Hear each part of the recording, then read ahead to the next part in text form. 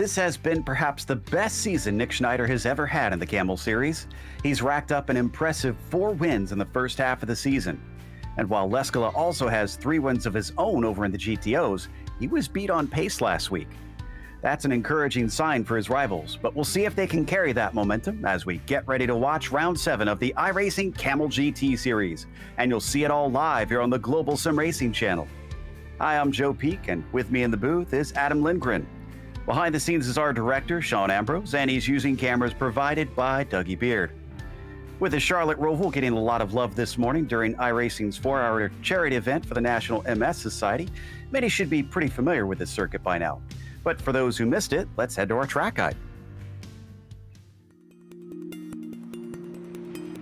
Welcome to Charlotte Motor Speedway. Until a few years ago, most race fans probably didn't know that this track had a road course layout. Thanks to a huge revamp to prepare for NASCAR to race on it, the Roval is now a top-tier facility.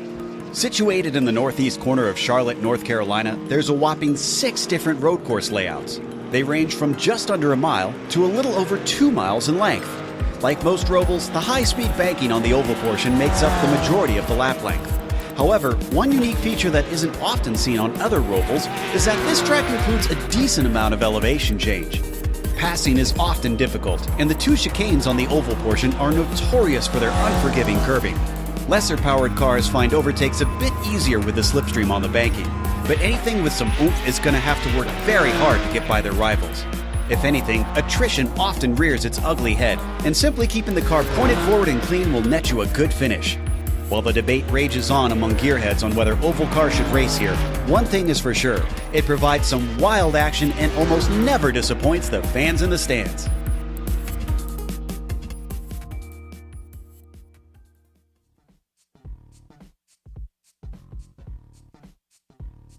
Adam, we've raced here plenty of times, but the addition of the newer Roval here in the last couple of years has certainly enlivened this series' visits to this track. Absolutely, Joe. The Charlotte Roval is one of the most controversial additions to the International Road Racing catalog. Its first iteration being completed in 2018, this 2.25 mile or 3.62 kilometer 9-turn circuit has been the topic of many conversations over the 3 years that it's been in service. For the Kamel series, they will be dealing with the reprofiling of the course since their last visit here, with the exit of turn 12 being straightened and the removal of the turtle curb on the apex. This will greatly help both classes, but especially the Nissans. Their high downforce setups cannot touch the curbs, else risking damage. You may think because of the oval section that this is a high-speed course for them, but in reality, all the turns are medium speed at best, so look for a lot of wing on the Nissans today. The Audis have it a little harder, as most of them will rely on the mechanical 4-wheel drive grip to get them around the circuit. Look for a lot of looser than usual setups for them as they try and get the nose turned in for the 7 90-degree turns here at Charlotte. Multi-class? Well, in the past, it's been nothing but chaos. This track is popular enough to attract a lot of drivers, but challenging enough that it is rarely mastered. Add to that a lap differential of 10 seconds between the Nissans and the GTOs, and you have a lot of recipes for intensity, Joe. No doubt about that. It should be entertaining, to say the least. Now, as we get ready to watch the race, let's take a look at our championship first, because Nick Schneider is currently leading by more than 2 whole wins worth of points. From there on down, it gets extremely tight. There's only 6 between 4 drivers: Krejcik, Olsen, Sintez Gindo, and Jungbluth there from 2nd down to 4th, 2 of them even tied. And then Joseph Mudrack is not that far back from them as well. We could see a lot of changing around, but their main goal has to be trying to beat Nick Schneider. Let's take a look at the GTOs as well. Absolutely. Jukka Leskala has 1 win over Phil Lake, who jumped 3 spots because of his win last week, and he jumps up to that 2nd position, a full win behind Jukka Leskala. Jamie Hamill-Smith is only a couple of points behind Phil Lake, only about 8 points behind him. And then Nick Bacano's 2 points back of Jamie Hamill-Smith. Hideki Koivisto only 6 points back of Jamie Hamill-Smith. So the last place on the podium, very tight back there. And actually, Ove Trangrade's only 3 points back of Hideki Koivisto and 6. So it's a very tight race for that final podium position. As for today's race, it is another 40-minute sprint race here. Open setup series. Could be interesting to see how the drivers play it out, considering they do have those long blasts around the oval portion. But also remember, no fast repairs. So those curbs, you're going to have to watch out for them. Any sort of damage could hinder you, especially when it comes to top speed, which might wind up being oh so critical. In the qualifying session, Hovdal holds the provisional pole, but we don't have very many who have put times in.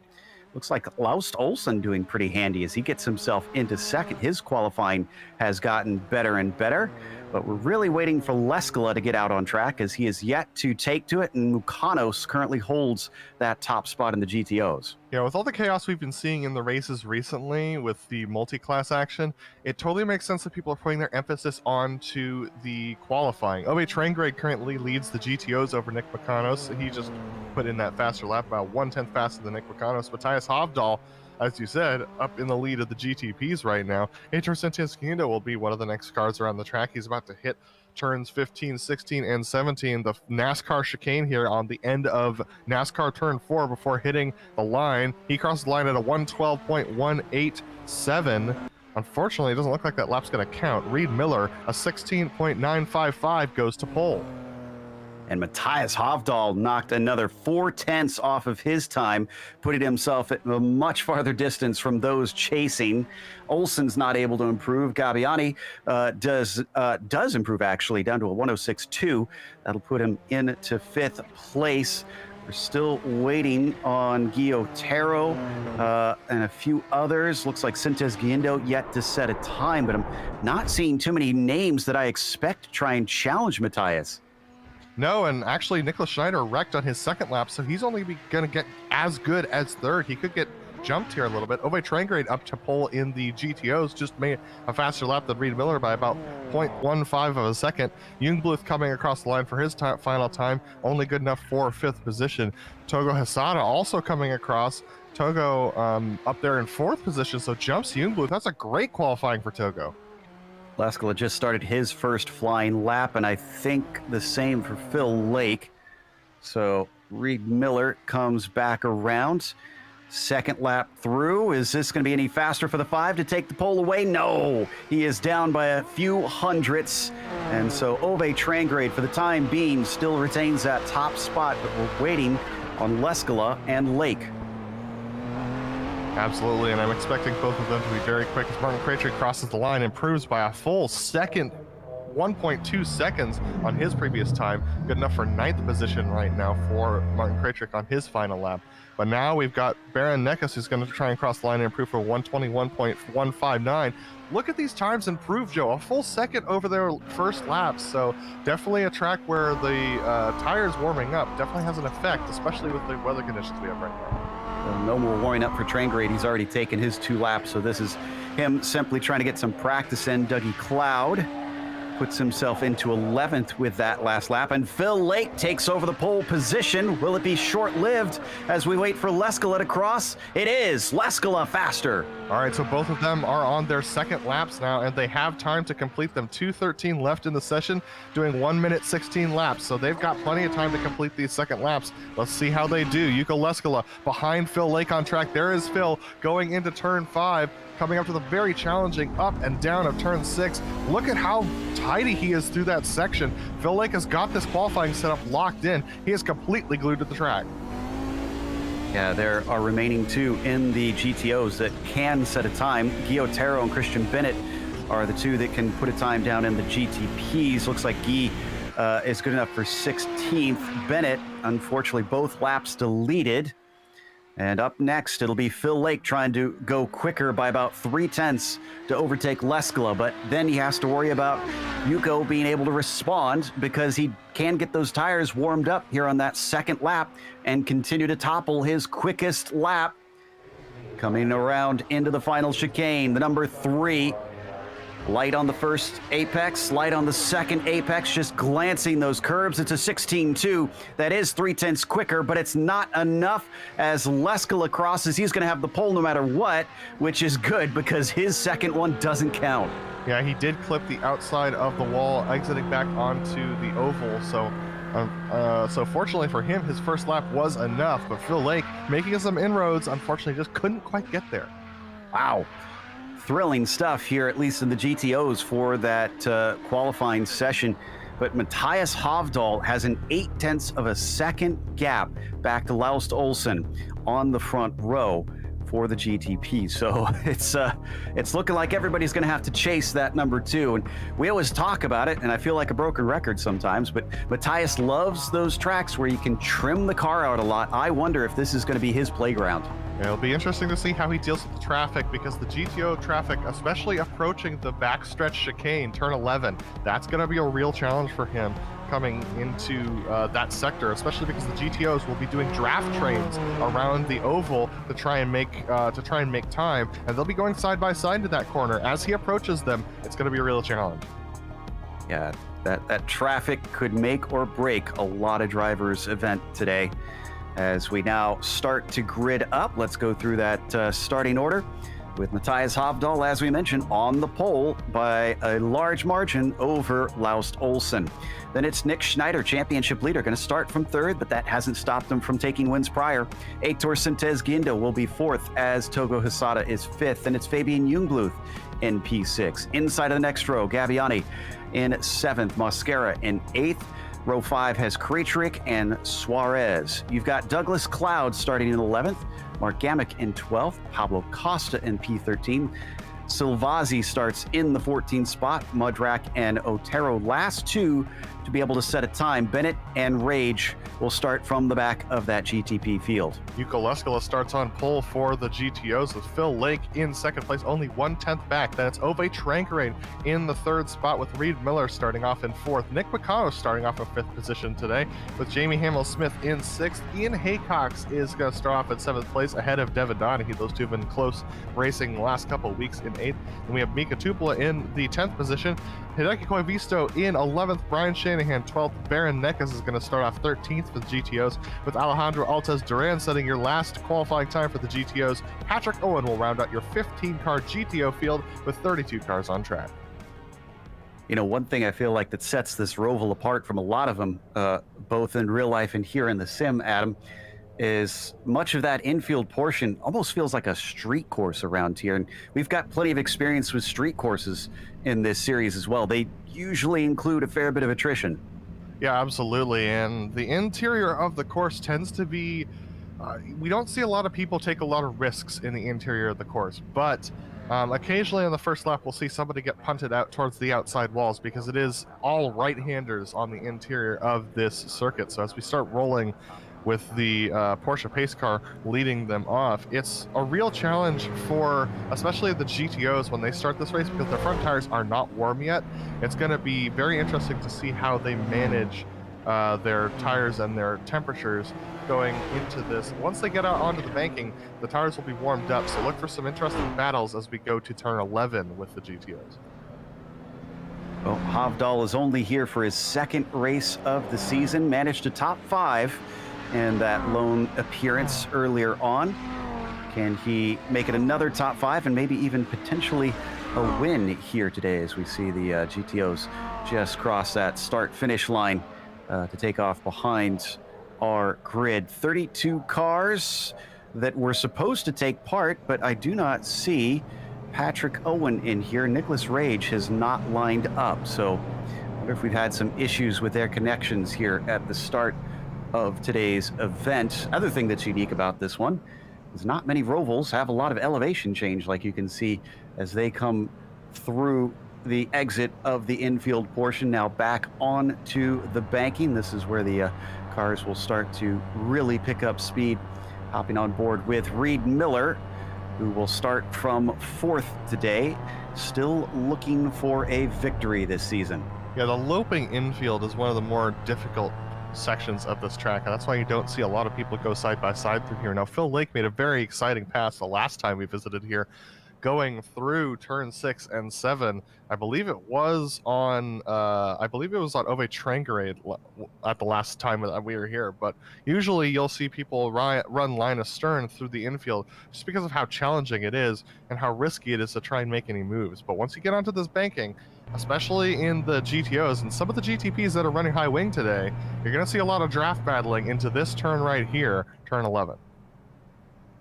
Yeah, down towards the chicane on the backstretch with those nefarious turtles that have kind of gained a reputation around here. Just about any series and type of car that races tends to have some issues trying to get over those. You have to have a very pliant car to be able to attack those. And yeah, there's a perfect shot just showing you how tall those things are. And even though the GTOs typically can be pretty greedy with most curbs, we already saw that they too will try to avoid them often today. The pace car is getting ready to head in, and Hovdahl will be given control into the final chicane, waiting for that green flag. Looks like he doesn't want to start it until after here, as though he's going to get the green flag before, though. It waves, and he is out of that final corner with a lot of wheel spin. Here comes Laust Olsen around the outside into Heartburn turn. Can he take the lead away? Yes, he can. A little bit of a lockup, and oh no, our pole sitter goes around. Everybody tries to avoid. He escapes before we have a wreck. Let's go to the GTOs. That was Nicholas Schneider who made contact with him, but the GTOs is very tightly raced between Phil Lake and Yuko Leskola. Phil Lake going around the outside of Yuko, has to slot in behind him. Ove Trangrade in third, Reed Miller in fourth with a good opportunity on Ove Trangrade. Behind them, it's side by side between Nick McConnell and Jamie Hamel-Smith, who's gotten up the inside of Nick. Nick trying to turn into the corner, can't do so. It's still side by side for fifth as they come out. Down through the infield as they, a lot of curb there from Mukanos there as he went over turn 5, but accelerating up towards the banking now. It is Leskola leading ahead of Phil Lake, but our pole sitter in the GTPs is out early, unfortunately. It is side by side for the lead of the GTOs, Joe. Phil Lake's gone to the inside of Yuko Leskola. Yuko's actually going to give up this corner, it looks like. Oh, maybe not. He's deeper on the brakes. Lake not as confident into there. Side by side through the corner and off the turn. The battle continues once again on the high side. Longer way around for Yuko Leskola, so it starts to creep in favor of Lake. Once side by side behind them as well between Ove Trangrade and Reed Miller. Ove Trangrade in third, Reed in fourth right now, but now as they go under braking, Yuko Leskola dive behind Phil Lake, get a little bit of a bad line through there. Ove Trangrade gained a lot on Yuko Leskola under braking because of the offlineness that he had to take. This is going to keep them all tidy once they get through turn 1. So your order now: Lake, Leskola, Trangrade, Miller, and Mukanos, your top 5. Breaking away a little bit from the field behind them, being led by Hamel-Smith. And Phil Lake wants to repeat what he was able to do out at Silverstone. He's got the track position now, but can he hold off that number 1? It's going to be very difficult for him to do so. Yuko Leskola is very strong at the beginning of these races and tends to be fairly aggressive. He's saving his stuff until he gets here towards the banking. Now he's going to try and use the draft, the inherent draft of the Audi GTO, to try and pull himself up to Phil Lake and make an attack. We'll see how Phil decides to defend this corner. Will he have to defend? Will Yuko try and attack him and get the position? Nope, not this time. He'll stay behind. Let's stay here.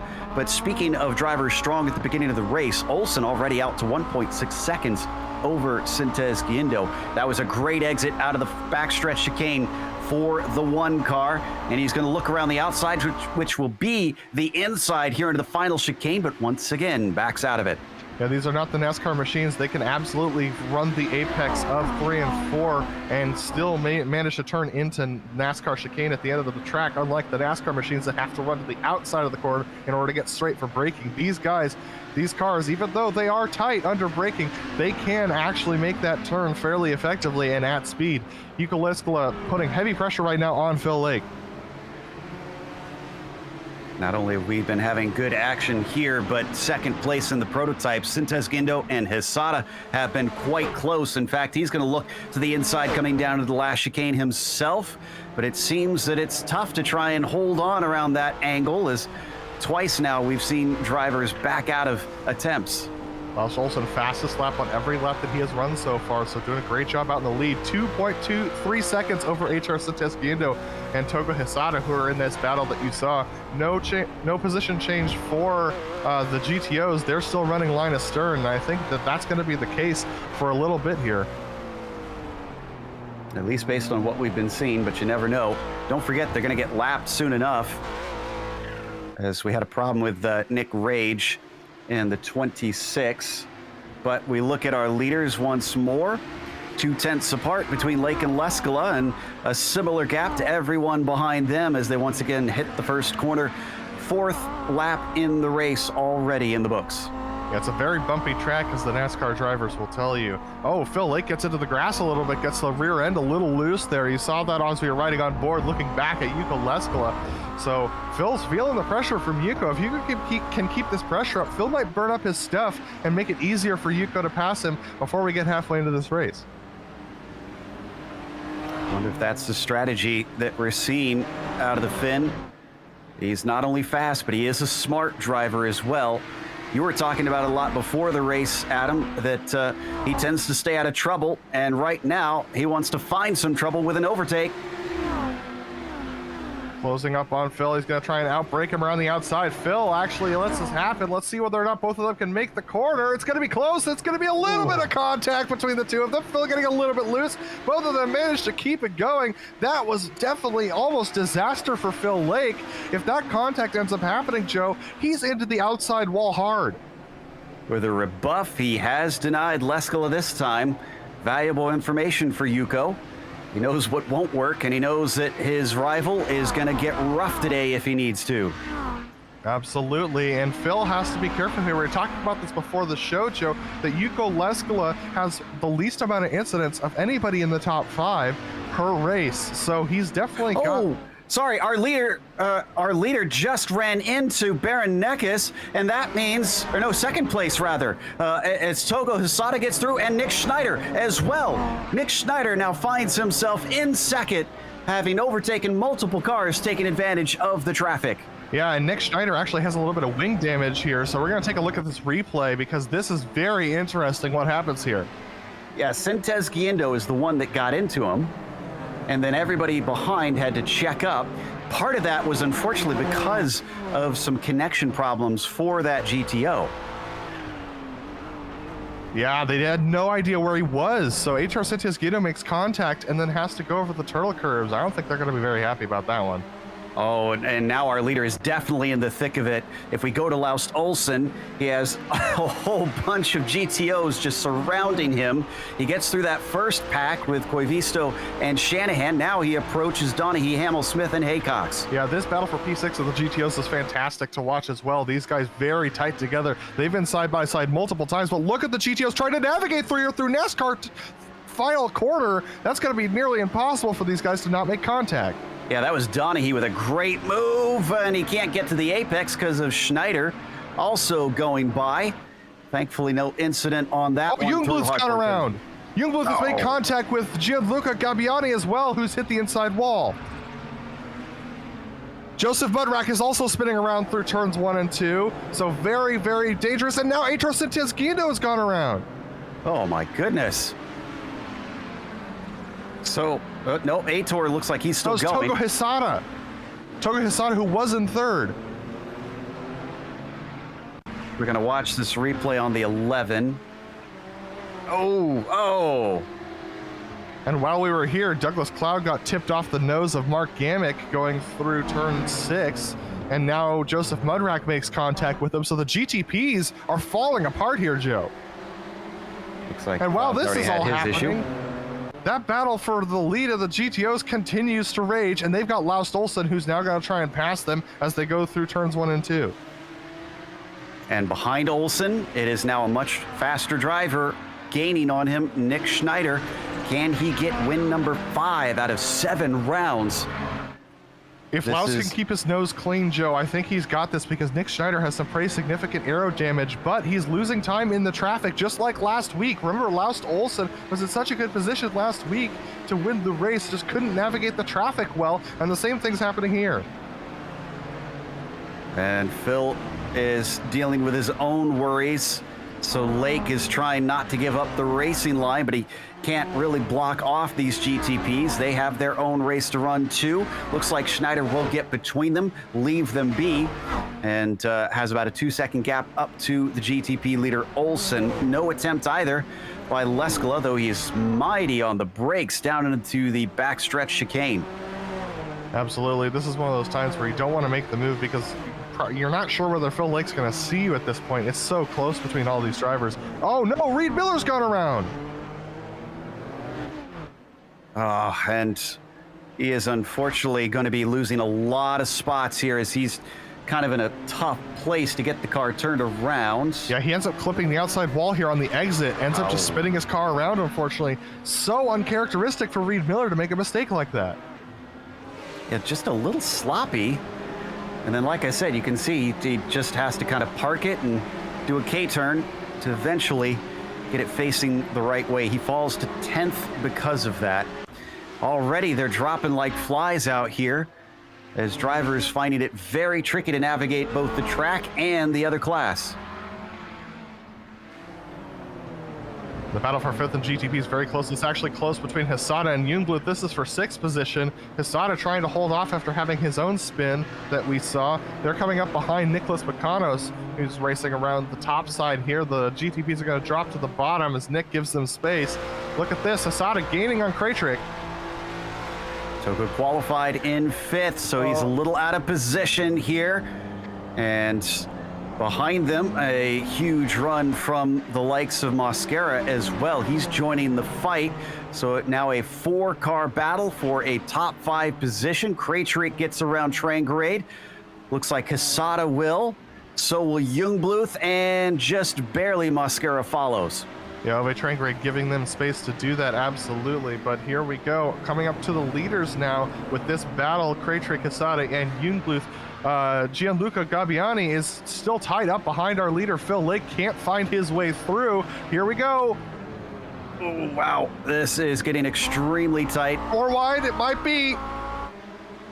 Oh, looks like it'll be limited to at least a 3, but still side by side between Hisada and Jungbluth. Coming up and over the crest, it'll switch back in favor of Hisada, but he's going to be pinched down. They need a run coming off this corner. Both of them blocked up, unfortunately, as Kraytrick was slow coming out of that corner. And as they start to weave their way around our leader in the GTOs, finally, they are able to get free on the outside. Kraytrick trying to outbrake Hisada. Hisada is having none of it, and he is deep into the backstretch chicane to get himself into 5th. Mosquera with a great run on the outside, but he's got no draft. He's going to be a little bit down on speed compared to Jungbluth and Kraytrick below him. Gabbiani is the most free and clear of these guys, but under heavy braking, let's see what happens here. Oh boy, it's so close as they go through the final set of turns, but Mosquera actually backed off there. Jungbluth with heavy pressure on Kraytrick. Credit to all of those drivers for not letting that one become an absolute mess out there. Everybody kept a cool head even amidst the traffic and battling for position.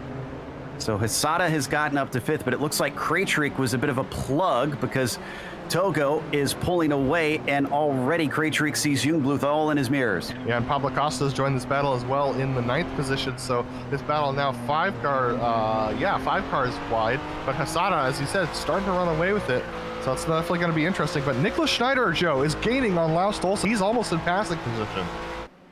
Ooh, yeah, that is down to half a second as we switch over to there. The number 4 of Nick Schneider and the blue and white machine. The yellow and blue is Laust Olsen in the 17, and he's also going to catch a bit of traffic. Duran just pulls out of the way. Nicely done. Doesn't hurt, doesn't help, it seems. Absolutely, and as this is happening, once again, Yuko Leskala got alongside Phil Lake. Did not make the pass, though. So we're going to take a look at this battle because they got a damaged Pablo Suarez alongside them. Phil's going to have to hope that Suarez can get through this corner quickly. Otherwise, he's going to be susceptible to Yuko. So both of our battles for the lead have closed back in. In fact, you could almost argue that the battle for the GTO lead was never all that far apart. At most, a little over a second. Down into the infield portion once again as we ride on board with Yuko. Ooh, a lot of pressure here, just getting right underneath the rear wing of the 3-car. Oh, Ian Haycox has been spun around, unfortunately, off the nose of Devin Donaghy. This is in the infield right off of the final corner.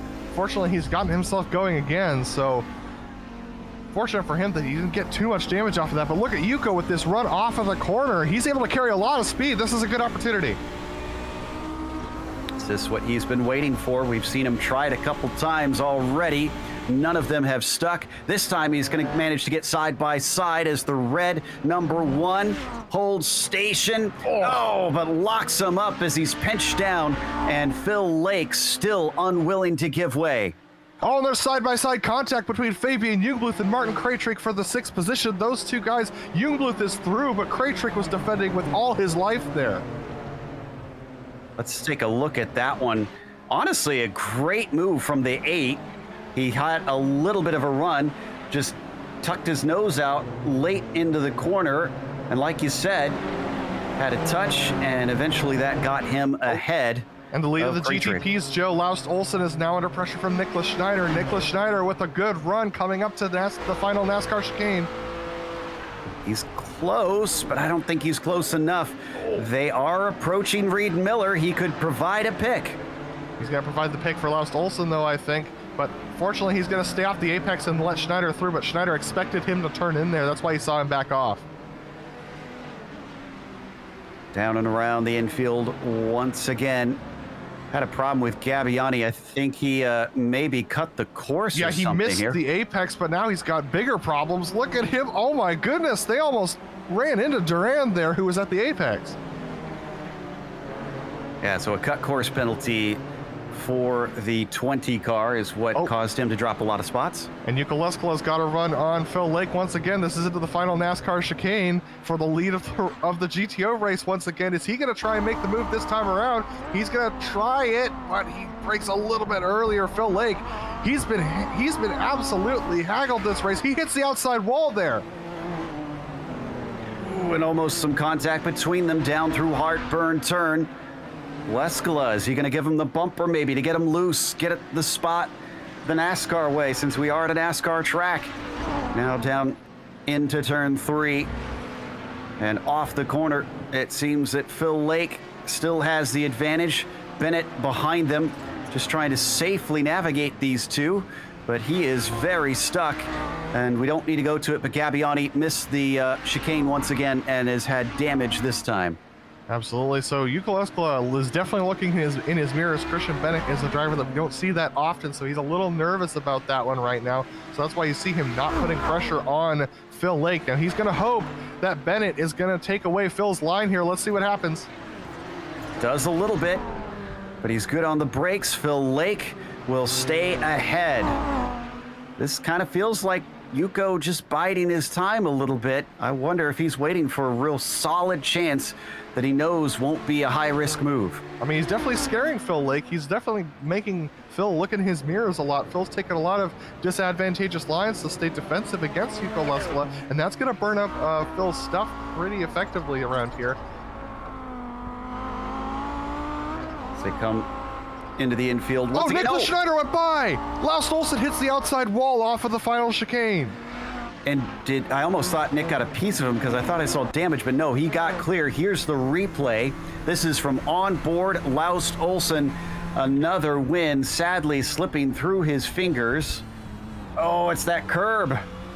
Oh, he didn't hit the wall. He managed to keep it off of that, but that's definitely going to provide some under-trade damage for him. Now remember, he doesn't have any damage compared to Nicholas Schneider, who does have aero damage, so it's possible that Laust will have an opportunity to come back at him. I think Laust... Oh, go ahead. Pablo Costa absolutely got hammered by Ian Haycox, and this was off of the final chicane as well. So that's between classes, unfortunately. I think we'll stay away from that one for the time being. It was Costa losing it, and Haycox just kind of had no place to go. Now, one place that Leskala would like to go is to the lead. He's still got to try and overtake Phil Lake to do that as we hop on board with them. Both of them much safer out of that final chicane this time. And approaching them is Nicholas Schneider, our new leader in the GTPs. We'll find out how he navigates these two as they're battling hard for the lead. Wow, Yuko very wide through that corner there, turn 3. So as they dive into turn 4, Nicholas Schneider's going to get held up a little bit here. He puts down the power. What's he going to do into 5? And wow, Laust is going to try and follow through. And here comes Heitor Santos-Guindo in 3rd, who's gained on these guys. Just incredible stuff here. Phil's line got compromised, Joe. Yuka Leskala hits the outside wall, trying to take advantage of it. It's tight margins. We said it's like a street course, and already we're seeing that unfold. But look at this. Phil Lake is not got the speed. Here goes Yuko Leskala, breaks deeper. He's got a nose ahead this time. Does he have enough space to finish it? Just too much of that curb. Into the air the car goes, and you're not gripping the tarmac and accelerating when that happens. It's so great to see the two fastest drivers in the GTOs battling tooth and nail here. Absolutely a game of inches between these two drivers as they take each other's lines away, take curves. I mean, you're definitely seeing the difference that such minuscule things can make, such as hitting just a little bit more of a curve through a corner ends up losing Yuko Leskala. He had half a car length on Phil Lake coming into the corner, but just hitting that curve on the right side ended up losing him the speed he needed. These two are just locked in an incredible battle. And Yuko Leskala is using every trick in the book to try and get by that number 3. But Lake wants his second win of the season. He and Trangrade, the only other two that have won so far this season. A poke to the inside. Is Leskala now getting a little desperate? I think Leskala is just trying to keep the pressure on Phil Lake. We just crossed the halfway mark of this race, so Leskala looking to the inside. Is he going to try and outbrake Phil Lake? Phil brake deep on the brakes, are on the outside, clobbers the curves, but manages to keep it ahead of Leskala. Here they come up to Duran. Now they approach the lapped car of Duran through NASCAR 3 and 4. Up into the braking of the last chicane. They're going to gain a lot of time on that number 30 machine. Here's a good spot to lap him if he stays out of the way. He's going to try and brake a little early and lets them through. They've also got Douglas Cloud trying to come by, but Douglas is on the same lap, so they will not get blue flags to let him by. No, they won't. Douglas definitely will be faster on the straightaways, so look at that. Yuko Leskala way off at the apex, worried about whether Douglas Cloud was going to take it away. That loses him half a second on Phil Lake, so he's trying to gain that back. Douglas Cloud doesn't seem like he has any damage, but unfortunately, it's not very quick through that infield. They've also got Togo Hisada, Fabian Newbluth, and Javier Mascara catching up to them, and they're in a tight battle for fourth. And so they will not want to give up too much in this one. Around the outside, there goes Doug Cloud under braking down into the backstretch chicane. So far, so good for Lake. I think they're going to get caught in NASCAR 3 and 4. And yeah, easy pass for Hisada and Jungbluth coming up. Yep. So this will definitely make it very easy for them to get by and continue their own battle and let these two leaders continue theirs. Jungbluth a little bit light on the brakes into the final chicane, puts Phil Lake a little bit compromised. Back into Heartburn turn. Oh, Nicholas Schneider has gotten caught by Ian Haycock, by Laus Olsen and Heitor Sitges Guindo. Those three guys are all under a second now. I'm not sure I'm guessing it was traffic. That seems the most likely cause to me. But Olsen's got to worry because if Sitges Guindo is greedy, he could try and attack for that second place, which will cost Laus Olsen that gap up to Schneider, which currently sits at about 0.7 of a second.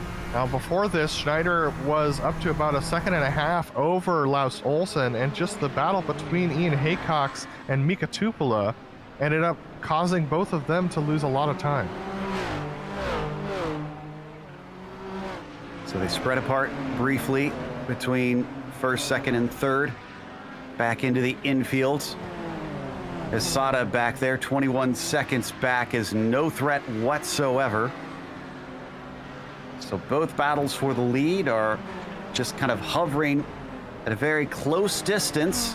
Although I think Leskala might be going for it. Leskala is going to look to the inside into the final chicane, but he can't make it stick. He's starting to throw it in there in some places that I don't think are going to be very easy, and certainly won't be all that safe. Is a little bit of contact between Phil Lake and Mark Gamet coming into turn 2. I don't think Phil's going to be very happy about that one. Trying to turn into the apex, just had it taken away by the GTP at the last minute. So unfortunately for Phil, here we go, riding on board with Nick Macanos, who's under some pretty heavy pressure from Ove Trangarade behind him for the third position. So, when did Mukanos get ahead of Trangerade, though? I want to say that he was in third before. Oh, and we've got our leader, Niklas Schneider, held up right now behind Hideki Koivisto. Laust Olsen and Aitor Sentius Gindo are in striking distance. Once again, traffic seems to either help you out or severely hinder you. There's very little halfway between things. Oh, look at out Aitor's run here. He's got a chance at it, but it's hard to pass into 5. He backs out. Looking good for Schneider, who's already gapping them to almost a full and Yuko's second. got the move. He's got the move. He's doing it again. Once again around the outside of NASCAR final chicane. My goodness, he can't get it done, Joe. It's so close between these two guys. I'm really surprised that he's not been able to make that pass stick, but this is a credit to Phil Lake, who's using that momentum I mentioned to do quite well, as Laust Olsen has fallen off of the back of Nick Schneider. Instead, he's playing defense. Sintez Giendo is the blue and white machine you see behind him, but he's timid on the brakes comparatively as they come through that final chicane, starting now lap 23 for these two cars. Absolutely, a little bobble on the exit of that chicane from Laust Olsen. That's definitely his weakest part of the track. That's where Aitor Sentius Gindo thought about making a move a couple laps ago. Couldn't quite do so, but look at this. With free air, Niklas Schneider's able to get out to 1.5 seconds. Oh, it's side by side between Fabian Jungbluth and Togo Hasada. I think Fabian Jungbluth has got this move done for the 4th position finally, and he does across the start-finish line. That's just a mistake into the final chicane for Togo Hasada. Ended up hitting the curbs too hard. So job done for Fabian Jungbluth, now into 4th, but that might be the end of his climb unless someone ahead runs into big trouble with that huge gap in front of him. You see it on the left side of your screen at 22 seconds between himself and the next car. Not only have we had this close fight with Lake and Leskala, we mentioned it a little earlier, Mukanos and Trangerade and the GTOs, keeping things fun for our viewers. See if either of them switch around over the course of the race.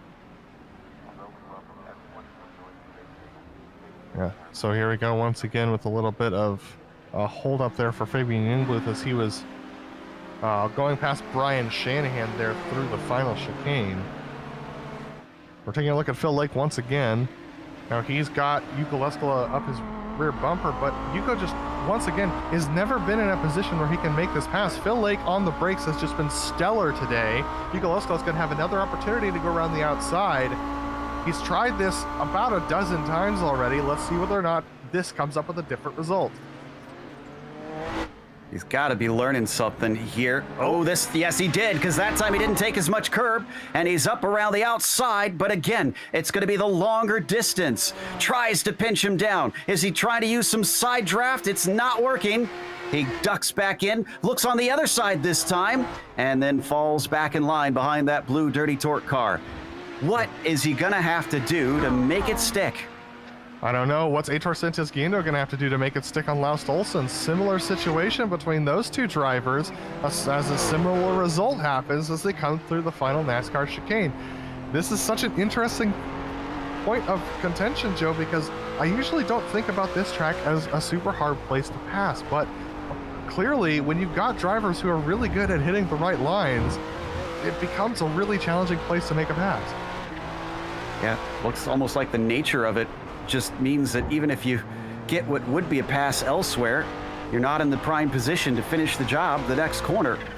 So as we continue to ride on board with Sintez Giendo, they've fallen to about 2.3 seconds behind Nick Schneider, who does indeed look like he is going to claim another victory here today, as long as nothing goes wrong. Cross your fingers. Yeah, speaking a little too soon there, Joe. He's still got 12 minutes left, and we've seen a lot of chaos with the traffic today. In fact, some of that traffic now is our leaders in the GTOs. Well, Aitor lost a lot of time this lap. 1.3 seconds to Laust Olsen. He's not even going to be with them, with Laust, as they go through the final NASCAR chicane. That's probably what the 17 has been looking for. It'll be a nice points haul for him today, but kind of wonder if he's going to get a little tired of the second places, and that is Sintez Giendo. Oh, and he glitches into the wall, unfortunately, so the day is over for the 12.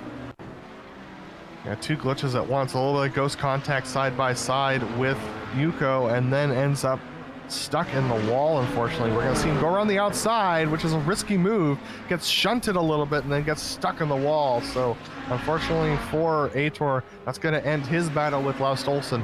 It's going to promote Fabian Jungbluth up to third, 24 seconds back of Laust. Fabian's another one that seems to be having a pretty good season, although his a little bit more off and on. But he's taken his maiden victory this season. As we look at Mukanos battling with Trangrade for third. And then here today, we might see Jungbluth on the podium. So the 6 car and the 7 car down into the backstretch chicane. Can there be a better exit there from Trangrade? He's trying to give the toe, or get the toe rather, but it doesn't look to be working. That is Fabian Jungbluth actually coming around them right now. Yeah, the move has got to get done. It looks like if you've got someone who's good at defending up ahead of you, the move's got to get done into turn 11 on the inside. That seems to be the only way to get that. Wow, look at that. Togo Hisada diving to the apex, pushing away Trangrade, forcing him to do a late apex there into turn 1. And now he's going to, oh, Togo, oh, man. He did the outside move that we saw cause Aitor Sentes Guindo that wreck. The Audis use all of that line all the way out to the wall. It's so dangerous for the GTPs to try and make that outside move. I have to think that eventually that's going to bite another driver if they keep trying that. As we watch the top 2, and Phil Lake is pulling along Leskala. Keeps trying this one. Maybe an over-under. Is he going to try and do that? He backs it up this time. Huge curve from Phil. And despite that, though, Phil doesn't look like he was hampered that badly. Well, let's see whether or not it's damaged his straight line speed. It looks like he's okay at the moment. Yuka Leskala, he's going to late break this. Phil Lake later on the brakes even, still managing to hit the apexes. Oh my goodness, how is Yuko going to get this done? I'm not sure, but it seems like he is hungry for it. He's got 8 minutes left on the clock. They're running minute 16, minute 17 laps around here, so certainly should be doable in that amount of time. But I'm with you. We've watched him try just about every method. Nothing seems to be able to work. He's going to have to force some sort of critical error out of the number 3 car. Absolutely. And it looks like that's possible. I mean, that was the first sign of sweat that I've seen from Phil Lake, hitting that inside curve a lot. Now here comes Fabian Jungbluth and Togo Hisada. They're going to split these guys as they're in their own battle for third. Yep, Hisada trying to recover forward. Jungbluth having taken advantage of a lot of incidents in front of him.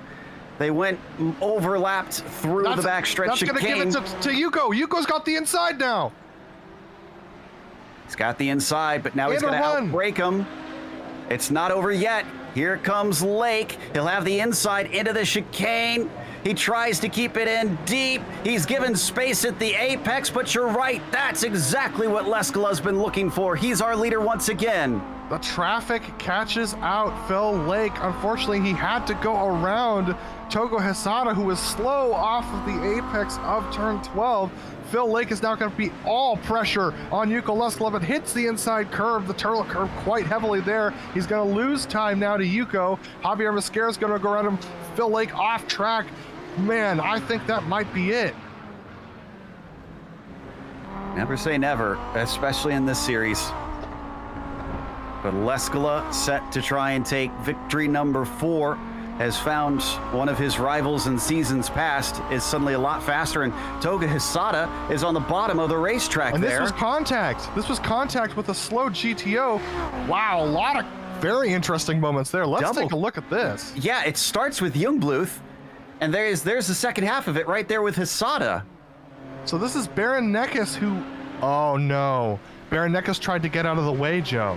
The cardinal sin of multi-class racing. You don't pull over, you run your racing line.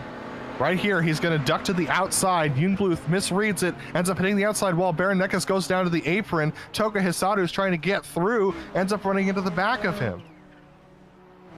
Wow. So Jungbluth is damaged, but he keeps going. Mosquera might be better paced now because of that. Hisada, unfortunately, had some pretty severe damage, so he falls back to 5th as Laust Olsen, still running in 2nd, has truly lost our leader, Nick Schneider. He's about 7 seconds back from him. I'm sorry, but Togo Hisada is just trying to cut off everybody and make sure they don't get by him for 5th position. Ove Trangrade right now on the back of Nick Picanos trying to make the pass on him as they go through the infield. Similar situation to what we've had before with our 2 leaders in this class, where they've been just joined at the hip due to the slipstream on the oval portion.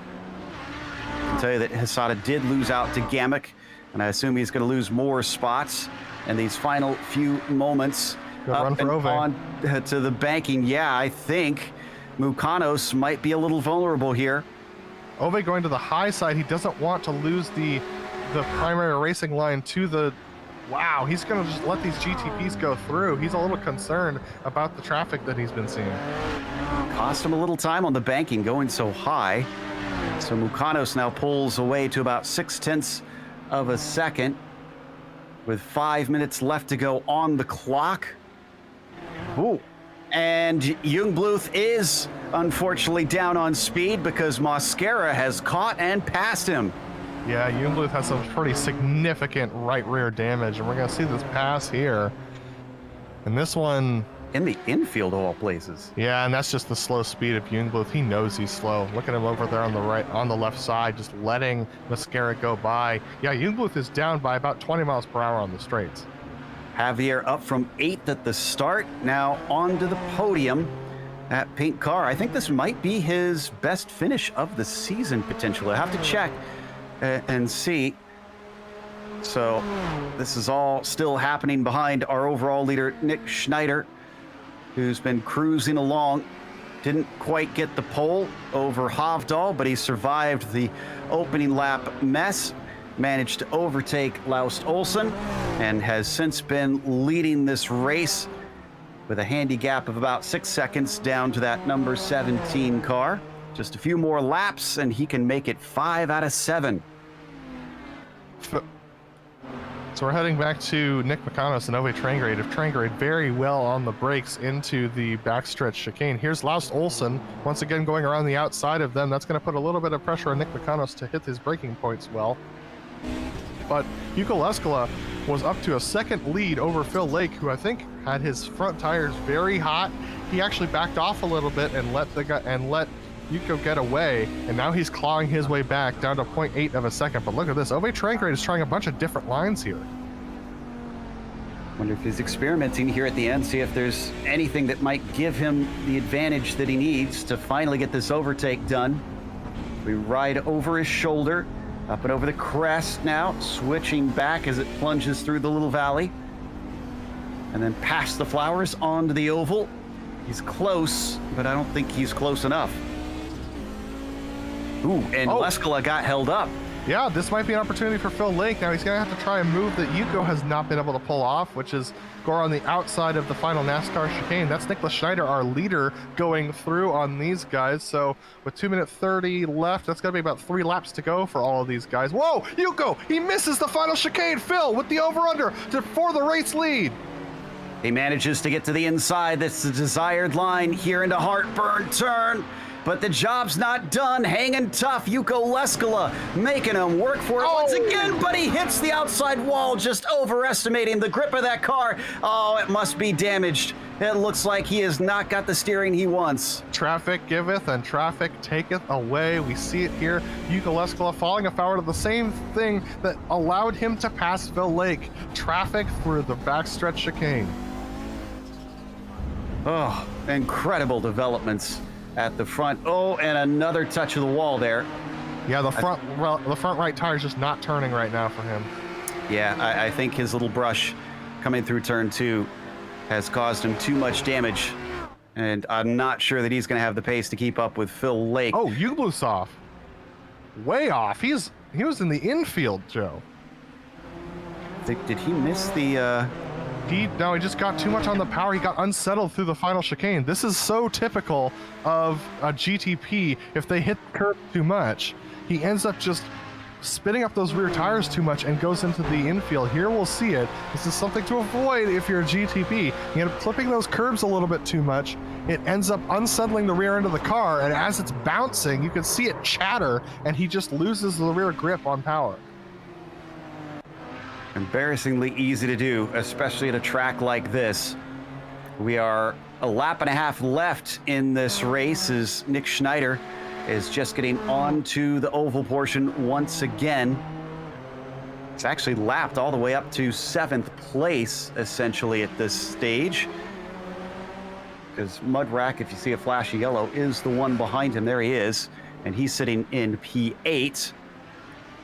Boy, if we thought that there was damage on the number 1 GTO, it must be something that he could cope with pretty well, because Leskala's already run things down back to 0.3 of a second on Phil Lake.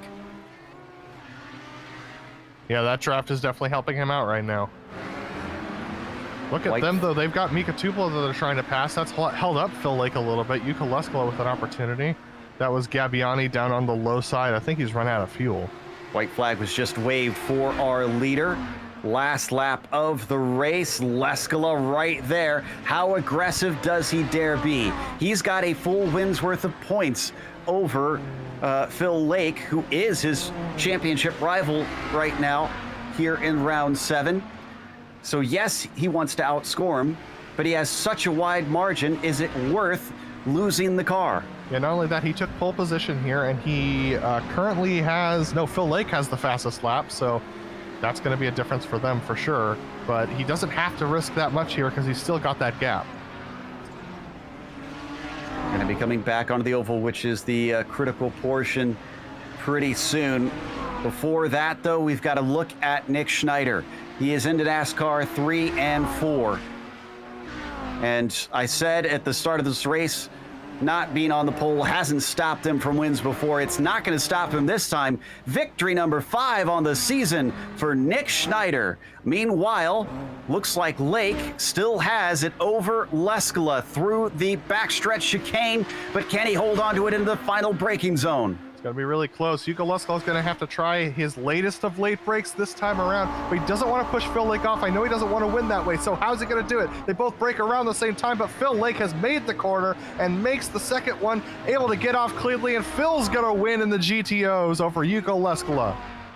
Ove Trangerade with a great run on Nick McConnell's for 3rd position. He's going to get to the outside of this corner. They make contact as they head into the chicane. Ove Trangerade can't make the corner. Neither can Nick, really, but Nick's going to be able to power it off and get 3rd.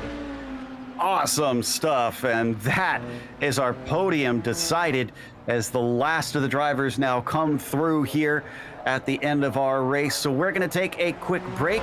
We'll come back with the official results as well as driver interviews, so stick around.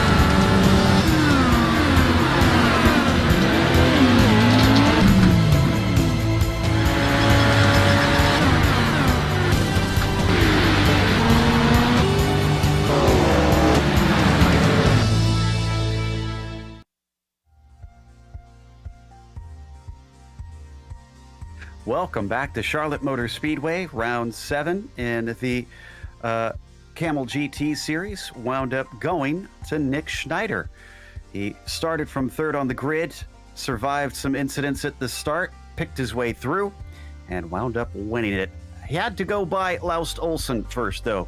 Poor Laust looked like he could have had a victory for a second week in a row, and he just can't seem to outpace some of these other drivers, but he still gets another podium. Mascara climbing from 8th has got to be happy with that podium as well. Mark Gamick from 12th to 4th, and then one better for Zilvazi, 14th to 5th. Togo Hisada, just an up and down crazy day, and he winds up in P6 as Fabian Jungmuth was the last one on the lead lap, 7th place for him. Mudrack was 8th, Otero was 9th, and Krejcik looks like he DNF'd in the end in 10th. Phil Lake wins the race over Yuko Leskla. So close between the two of them over the course of this race. Yuko starting on pole, but only managing to get second after getting caught out by some traffic towards the end of the race. Nick Pakanos able to climb his way back to third after starting in 5th position. Obe Trangarid up to 4th himself, with Devin Donaghy finishing in the 5th position. Reed Miller is going to drop down to 6th, unfortunately, with Jamie Hamill-Smith finishing in 7th spot. Hideki Koivisto finishes in 8th with Brian Shanahan in 9th. The three of them battling quite a bit throughout this race. Then it's Mika Tupola who finishes in the 10th spot, and then Alejandro Altez Duran and was your final GTO finisher, finishing in the 11th position. The rest of the drivers on your screen either did not finish or started the race from the pit lane and ended up with other problems. Well, we've got our second place finisher with us, and Laust, what an amazing start you had there, and looked like it turned out to be a good thing that you were able to jump Havdal a little bit, because suddenly chaos erupted behind you. Yeah, I got a good run out of the chicane. I knew from earlier that the green flag would fall in the chicane, so I was prepared for it. Not sure what happened with Havdal. His qualifying lap was amazing. That was really fast, I think. Fastest lap of the week. So, yeah, something happened to him. Yeah, unfortunately, he had a little bit of a touch from behind in the first corner. He spun, and with it being so narrow, he just had to take an escape tow, and his day was over before it even began. But let's talk about your race.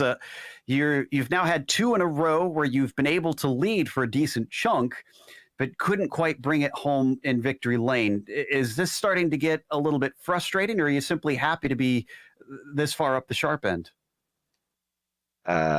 Mostly I'm happy to be so close to the leaders. I'm still a little behind on pace and a lot behind in traffic. So, but it's I'm really happy to be that close and be able to finish without any major mistakes. And I had some very good battles along the way, both with Nick and with Ita. So it was also really exciting, too exciting at times, but that was fun. It was exciting for us to watch too. You, of course, will have the Nürburgring GP up next week, but you're heading into there, if my calculations are correct, second in the points. You feeling pretty good that maybe you can hold on to that for the remainder of the season? I'm afraid I'm not able to participate next week, so that will be a drop week for me. I'm at a family thing, so won't be able to join. So sadly, I won't be there. Well, we'll miss having you around. Thankfully, you do have those drop weeks to help you out. Anybody you want to give a shout out to? Yeah, thanks to the community, and thanks to you guys. You do an awesome broadcast every time, so I really enjoy watching them back. So thanks a lot. Well, thank you. That was Laust Olsen, second in the GTPs today, and our winner in the GTOs, Phil, in and around the lake, is with Adam. Yeah, Phil, this is definitely one of the closest races between you and Yuko over the course of the season. Talk to me about your race today. Yeah, it was so intense. I'd been practicing hard all week, and then Yuko showed up in 30 minutes before the race and blew my best lap of the week out of the water immediately. And so I knew I was in for a tough day. I really wanted to get in front of him at the start, and so I could slow him down basically and make him drive at my pace. And I managed to do that, and I was starting to believe I could hold him off for the entire race. I actually picked up a tiny bit of damage really early on, and I thought that was compromising my top speed, but I don't think it actually was. But in the whole time in my head, I thought it was. And I just needed to keep him behind. And then when he finally got by, I was expecting him just to disappear off into the distance. But I think maybe luck, maybe he'd clipped some walls himself. I don't know, but I managed to stay with him, and then the traffic repaid the favor later on. Absolutely, and the traffic with the GTPs, especially through the backstretch chicane there, it always seems to be the point where the GTOs and the GTPs come together. But there's also another point where HR Sentes Gendo went around your outside through turn 2. How stressful is it when the GTPs make that move? That's the first time I've done. This is third race I've done of the week, and that's the first time anyone's ever done that to me. So it's a little surprising, and sometimes if you don't sort of realize, it's a lot of the time you're not looking in your mirrors, you're just focusing on your line. And if you don't see it coming, luckily my line doesn't really go all the way out to the wall, but someone else may have put him in the wall there. So it's a big gamble for them, I think, more than anything. And there was some pretty ambitious moves where it's a little difficult to say, like, is the risk really worth the reward? But I don't know. It's hard for them. I've driven the GTP enough to know that it's hard to make those decisions with such little time to make a decision.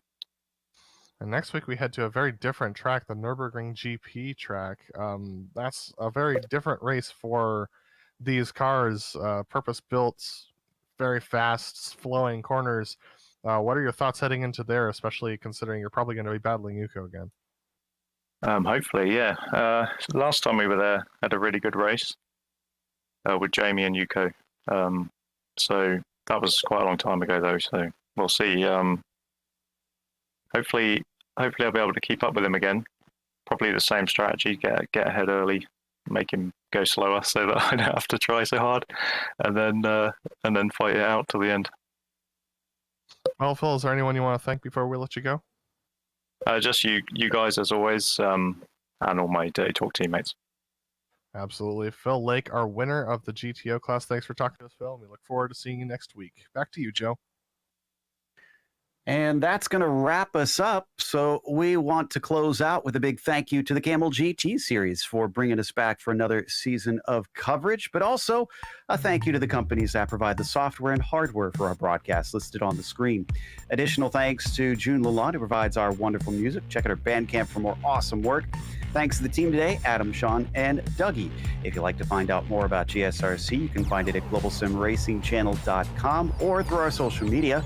Also, check out our merchandise store at simracingmerch.com/GSRC. We keep a link in the description below. Don't forget to subscribe to our YouTube channel so you don't miss a moment, because as we mentioned, next week, it's off to the Nürburgring, but it's the GP course, thankfully. That'll be Saturday, August 7th at 1 p.m. Eastern. We have upcoming races for other series listed on the screen, so check those out and mark them down on your calendar, including in about an hour, the Formula V Weekend Warriors go to Mosport. It'll be at 4 p.m. Eastern. Until next time, though, race clean, race hard. We'll see you on the track.